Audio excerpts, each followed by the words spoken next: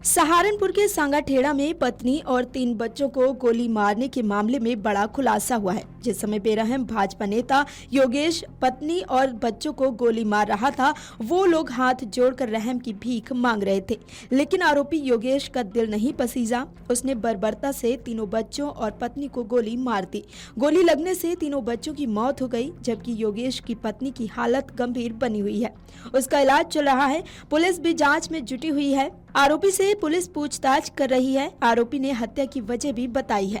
आरोपी को अपनी पत्नी के चरित्र पर शक था, जिसके चलते इस वारदात को अंजाम दिया है। जांच में सामने आया है कि जिस समय आरोपी योगेश ने पत्नी को गोली मारी तो बच्चे भी वहीं पर मौजूद थे। जैसे ही आरोपी ने पत्नी नेहा की कनपटी पर गोली मारी तो बेटी श्रद्धा उसके पैरों में लिपट गई। उसकी नन्ही आंखों में डर था, चेहरे पर आंसुओं की लकीर थी।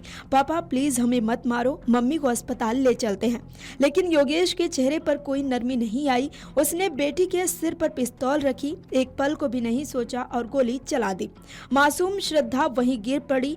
ये देखकर देवांश और शिवांश वहां से भागने लगे। आरोपी को जरा भी रहम नहीं आया और दोनों बेटों की कनपटी पर गोली चला दी। पूरे फर्श पर खून ही खून था। परिवार के सदस्यों के खटखटाने के बाद आरोपी ने दरवाजा तो खोल दिया, लेकिन पिस्टल लेकर उनके पास ही बैठा रहा कि गोली मार लूंगा। ऐसे में कोई भी घायलों के पास जाने की हिम्मत नहीं जुटा सका।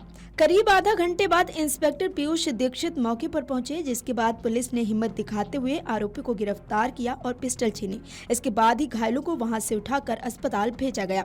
जिस पिस्टल से योगेश रोहिला ने अपनी पत्नी नेहा, बेटी श्रद्धा, बेटे देवांश व शिवांश को गोली मारी है, उसका लाइसेंस करीब 13 साल पहले लिया था।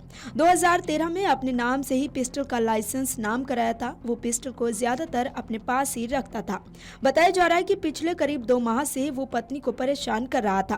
दरअसल सहारनपुर जिले के गंगोह के सांगाठेड़ा गांव में ये दिल दहला देने वाली वारदात हुई।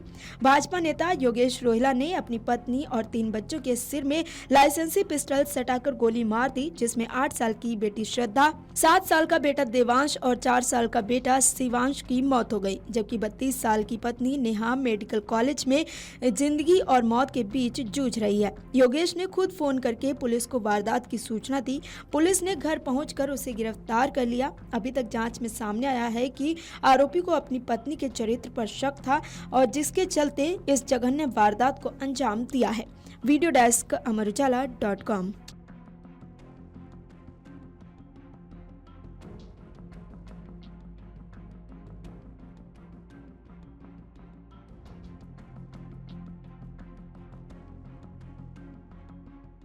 अगर आप ये वीडियो YouTube पर देख रहे हैं तो हमारे चैनल को सब्सक्राइब करें और बेल आइकन को दबाना ना भूलें। अगर आप Facebook पर ये वीडियो देख रहे हैं तो हमारे पेज को लाइक करें।